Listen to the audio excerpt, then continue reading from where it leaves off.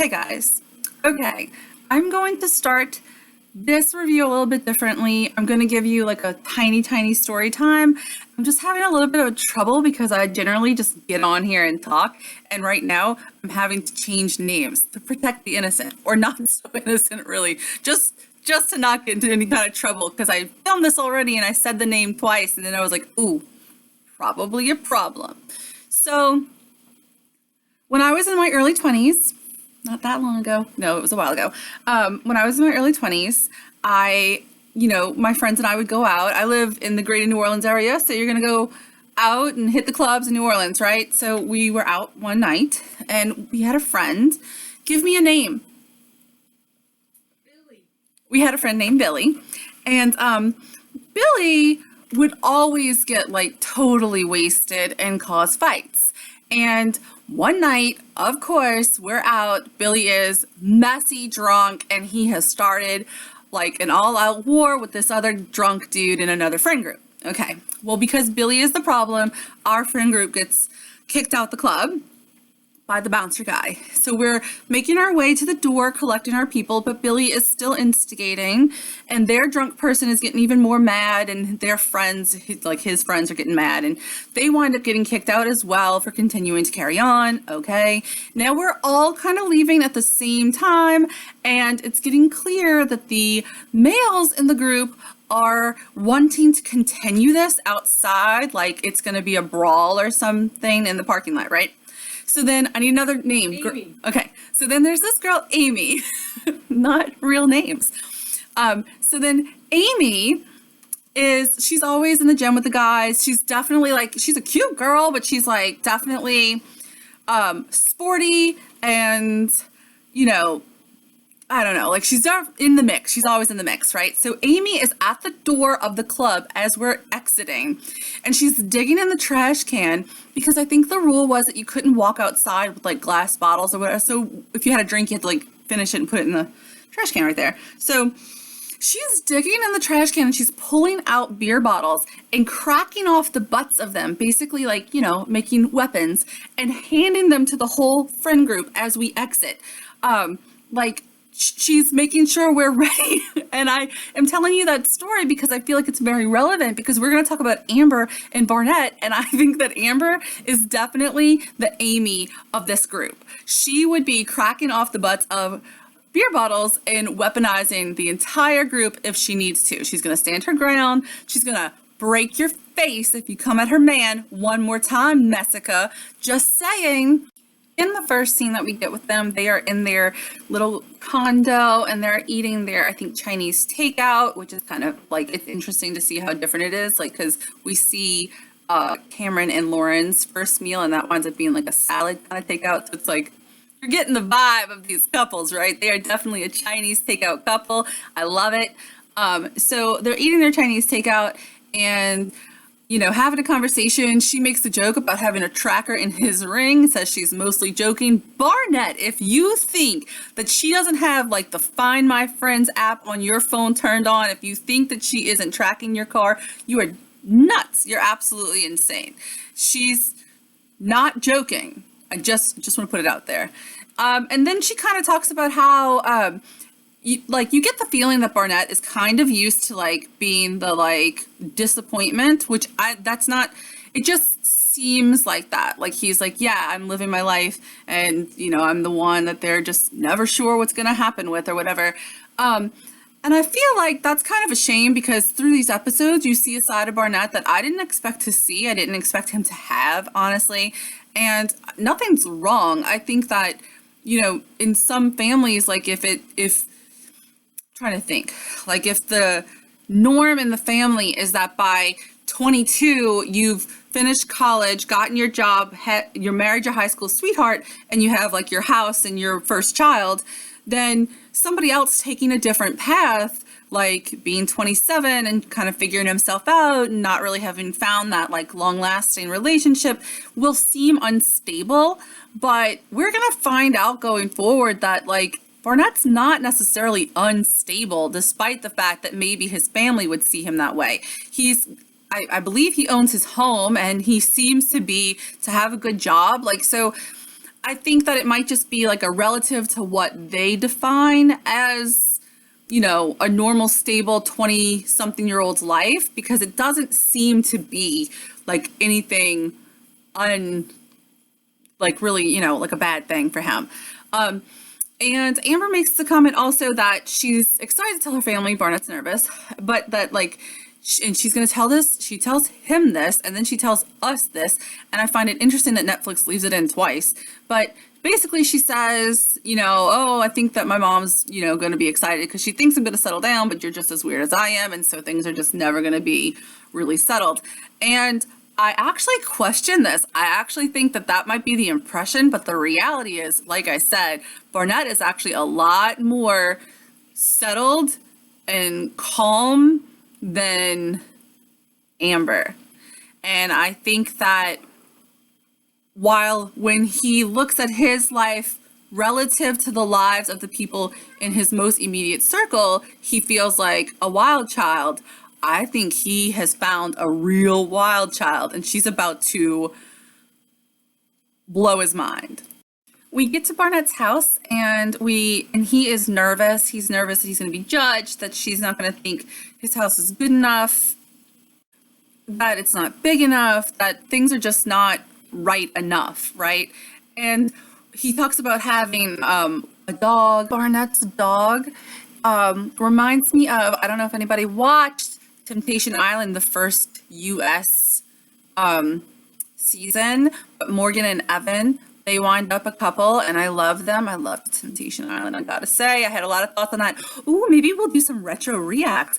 That's fun. Anyway, so they have like the same dog. I think that Evan's dog's name is Ghost, but it's the same dog, and all of a sudden, I like Barnett even more. I know. I made the comment that Jessica made Barnett look good, but I think that he might actually not be what he first seemed to be. Anyway, so he's nervous about his house not holding up to a standard, right? But Amber's gonna let us know that there really isn't a standard, because Amber is homeless. She's been couch surfing for a while. She only works when she wants to, which hasn't been since the experiment, and she's cool with it.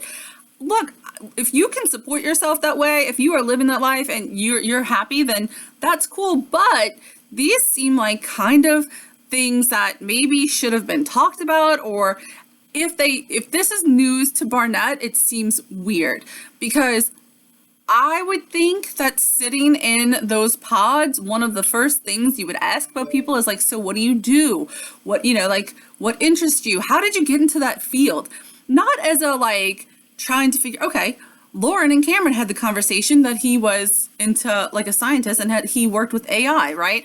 So it just seems like a really natural part of getting to know each other. And I have to say this, if she held that back, you guys, my very first video, I dinged Carlton for holding back on Diamond, and I have to ding her too. It's not a fair situation to like, if she presented even a bartender, like let's say she's a bartender and he was like, hey, what do you do? And she was like, oh, I'm a bartender, and this is like how, whatever. Fine, that's great. But to not be like, I bartend minimally, I just do as little as possible to get by, it's a strange thing to leave out, because it could really show differences in personality. And the whole idea was getting to know each other's personalities to match. Does that make sense? I mean, I'm not trying to give her a hard time, but it just seems like a strange thing. So yeah, she's also gonna reveal like that she's got debt, and it's all supposedly makeup debt from a credit card. Barnett is shocked, but oh my God, all of us who wear makeup, we know how expensive it can be. Look, I'm not trying to like knock on her too hard, but once we find out about all of the debt and all of the student loans she's not paying on for the college she didn't finish, and like I didn't finish college either, I am not about to say that, and I didn't pay my student loans until they, threatened to like put me in debtor's jail. No, that's not true, but like they were kind of crazy by the time I paid them. So I'm not knocking that at all. But I do think that the comment that like, oh, well, I didn't take care of these things because, like I was out of work and, I was homeless. And, so she's making it sound like the reason those things got crazy is because of her situation. And then when he says, oh, well, how much do you work? She says, as much as I want. Like, I can work as many days as I want, or not work as many days as I want. And then she reveals her life philosophy as, well, I work to live, I don't live to work, which is a beautiful thing. It's a beautiful thought process. I think a lot of people wish that they could work to live, not live to work. I'm trying to make sure I'm putting that in the right order. So I guess what she's trying to say is like, oh, I don't want to be chained to a desk 70 hours a week so that I can just, go home, shower, go to bed and start over. I get it. But that's why people like downsize and have tiny apartments. So she was like, yeah, I have this 200 square foot apartment that costs next to nothing so that I don't have to take care of a bunch of stuff, that I'm not tied down. I can travel. I can do whatever I want. I can work 1 week out of the month and then live my life out in the world, right? That's totally different than telling him that you neglect all adult responsibilities, including going to work, because your life philosophy basically is that you're not gonna, live to work. I don't know. That's a little bit of like I want to say red flag, but I don't even feel like it's a red flag. I feel like there are like flaming SOS signals going up. Like, girl, the smoke is thick and the need to call attention to things is all over the place. And Barnett somehow is going, all right, we're gonna figure it out. We're back at the condo and Amber is being really sweet and she is throwing Barnett a birthday party. And she's inviting all of the couples, even the girl completely obsessed with her man. Massacre is the girl we stopped inviting out 100 years ago because once she's there, somebody is gonna have to babysit, and tonight it's Lauren. I feel for Lauren. We have all been in that position, watching somebody just continue to drink and continue to whine and drone on, kind of like, I don't know what to do with you. I feel like I should probably lock you in the bathroom until you sober up, but it is what it is, right? Amber is having a very interesting conversation with Mark where he's explaining that he thought Jessica was his pot of gold, but really she wound up being the rainbow. And now they're going to go on a journey to find the pot of gold. Boo, you can twist it all you want. Jessica is letting you down. Move on. And I hate to say this about Mark real quick, but I want to be like, he's so young. And then I'm like, God damn, I sound like Jessica, right? But like, I can only go like, what is it? Are you trying to prove that you're mature by sticking it out? Like, are you trying to prove that you were old enough to make this decision by standing by it? Are you truly that in love with the girl who used that voice in the pod? I'm confused, but this isn't about them. This is about Amber and Barnett. But this party is where we get Jessica hanging out with Barnett, completely wasted, telling him where he can find her naked at any given time. And also, like, going on and on. She says, she's like, I just hope that you're doing something that makes you happy. He's like, look, I found somebody who's going to love me no matter what. And I think that that is true to a degree. And I think that it's interesting that that's what he's saying. And it's like, do you love her because of how she loves you? Because that's not going to be enough. But anyway, I have to say, I have to give Barnett some serious props here because I truly got the vibe from him in the first couple of episodes that he would love playing this back and forthness, but he is so clearly uncomfortable with this conversation. And Jessica is too drunk to notice that he is not into it, right? And so she's laying it on, and she says that nobody is gonna like ever break the bond that like we built. And he's all like, yeah, we definitely had a friendship, And she's like, and he is clearly not having it. He is trying his best to keep this shit like calm and not set anything off. Obviously, Amber is not threatened at all by Jessica because it's hard to be threatened by a, 45-year-old drunk woman. However, Amber does say, she gives us this line. She says, I'm not threatened at all, but if I thought there was something I had to worry about, I would break her face. And I'm like, yep, see, I told you she was the friend handing out the beer bottles. Amber's got it. She doesn't even need a beer bottle. She's probably got a pocket knife in her pocket. I grew up in a very like blue collar area with the swamps and the bayous. And then you had like everybody who was working, like, you know, fishing and shrimping and stuff like that. So to me, the neighborhood that we're in, looking at Amber's parents' house, it kind of reminds me of that, like a working class blue collar neighborhood. Not that you can really tell 100%, but that's what it kind of looks like to me.